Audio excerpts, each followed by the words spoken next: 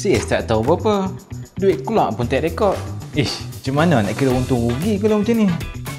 Nak restock spare part yang mana satu ni? Yang mana banyak lagi? Yang mana dah habis? Kalau silap restock ni, rugi aku ni. Tak tahu penyerahan untung bagi servis yang ditawarkan? Tak tahu spare part mana yang perlu di-restock? Jangan risau, Niagawan boleh bantu. Dengan Niagawan, anda dapat key in dan pantau jumlah inventory anda dengan mudah. Jumlah inventory akan diambil secara automatik.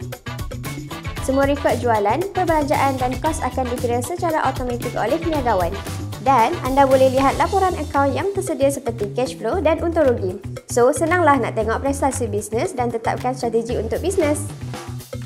Senanglah kalau macam ni. Lepas ni tak payah pening kepala dah.